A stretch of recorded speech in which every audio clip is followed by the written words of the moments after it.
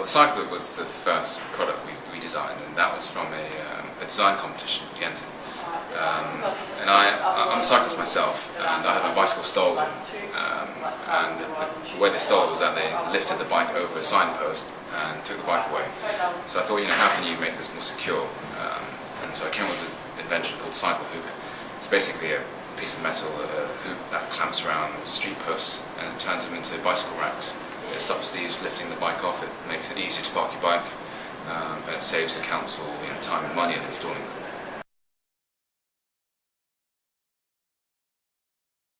I think it's always very tricky getting a new product into a council, especially local authorities are very difficult to work with.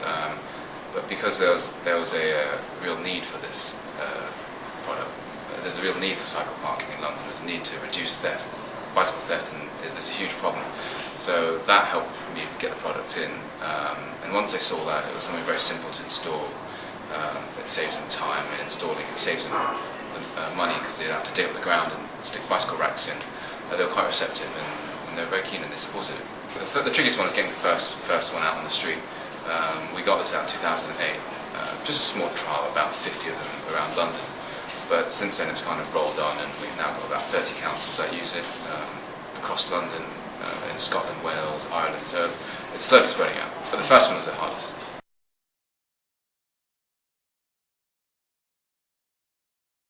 With local authorities we often we get in touch with them directly because there's often a contact in the local authority who deals with cycle parking or cycling infrastructure or highways. So we're quite good at getting in touch with them and telling them about our work. But also I think we've had a lot of coverage for what we do. And so many councils know about Cyclehoop now. We're also quite unique in the sense that we're the only company in the UK that specialises in this retrofit cycle parking. But now we're starting to do trade shows. We do quite a few trade shows every year. In fact, 3 months ago we were in Copenhagen for a big trade show called Velo Cities, a cycling conference. And so we met some councils in Europe, so we're going to start doing some business in Europe as well. It's quite nice to bring things from the UK and show them how we're doing this in London and in other cities. We designed a new product called, it's like a car-shaped bike rack. You see it on our website, and that was, we stuck that in front of the entrance of the exhibition hall without their permission. But it caused a lot of interest, and we're in fact sending one over to Sweden in 2 weeks' time. I guess sort of a lot more European countries, but they're more sort of cycle friendly, I suppose. Do you find? Yeah. Other European cities seem to be. That's right. I mean, if you think of London, it's about 10% less people cycling to go as a form of transport. In Europe, it's 20-30%. So there's a lot more people cycling. It's a lot more established. There's much higher demand for parking and other cycle infrastructure. So I think definitely there's a big market in Europe, so we're looking into those places now.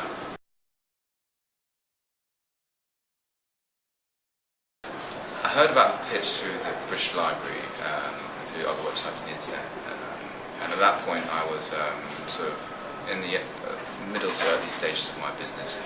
I was quite keen to enter one of these competitions to sort of, firstly practice my skills in pitching the business, but also to win some of the prizes. There's some great prizes on offer. One of this was the office, which is where I'm working in now. So I heard about that through the British Library, and I entered this, and the key thing was just making sure the idea was very clear.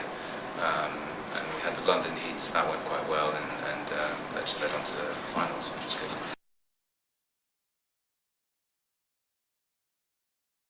It was useful that my product was very simple, and what I did was I could explain it in sort of 3 sentences.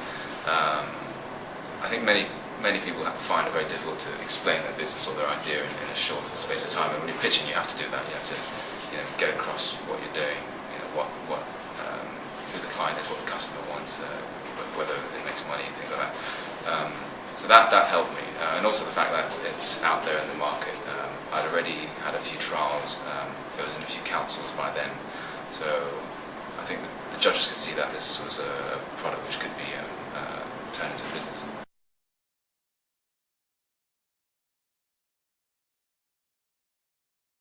Well, I think it's all about practicing. I think you have to practice your pitch.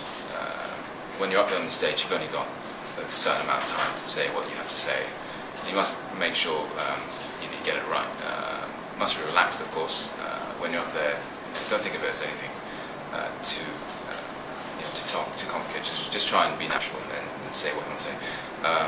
But also the actual pitch itself, you should really look into it and make sure that's what the judges are looking for. That's what they want to know. There'll be questions they'll ask, which you can probably guess what they're going to ask. So make sure you prepare for those. And I'd say practice in front of someone you don't know, maybe another business partner or someone who runs business, and have them ask some tricky questions and see how you respond.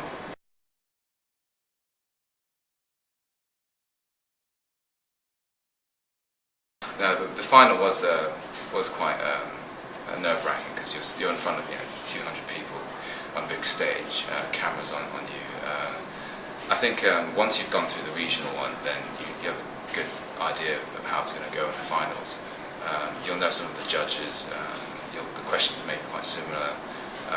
So I think once you've done the regional, then you should be okay for the finals.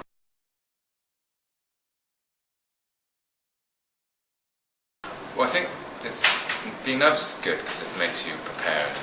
You must make sure you prepare. You mustn't be too confident. So always try and prepare for the worst. But I think when you go into something, you must be relaxed because otherwise you forget what you're going to say. And if you're always worried about what he's going to ask or what's my next line, then you'll make a mistake. And they'll see it. The audience will see it. The judge will see it. And you want to make it as relaxed and comfortable as possible.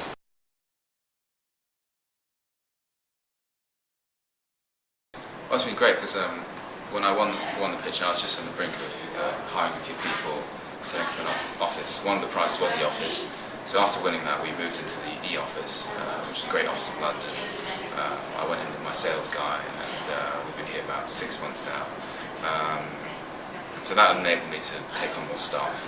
The other prize we won was a marketing campaign with 10 Yetis, and we're working on that right now. So that's quite good in getting a lot of press for our new projects. There's lots of other prizes we're still going through, but I think there's a good selection of prizes, so definitely go for it.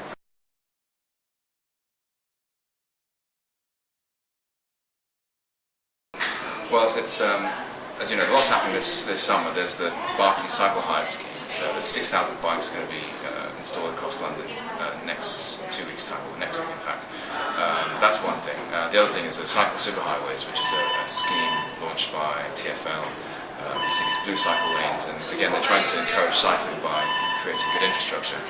So I think both things, they're trying to encourage cycling. With the Cycle Hire scheme, you're going to have a lot of these public bikes on the street, so there'll be lots of new people cycling, a lot of tourist cycling.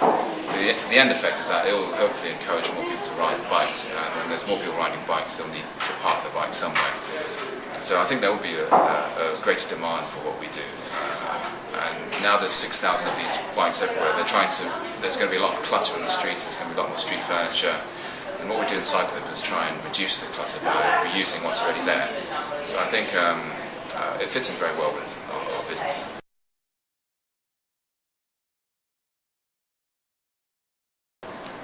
I think one is you might have to work hard. You must focus on whatever you're trying to do. Work hard. That's definitely one. Number two, I think you must also have a view of where the business is going and step back. Be able to step back and have a think: is my business going the right way? Is my idea really a good idea? So you must be able to do that and not get too stuck into your project. And thirdly, I think you must also enjoy it. So whenever you have time, try and go to more networking events, enjoy it, meet people, because otherwise, you won't have a good time. And business is about working and playing hard. So I think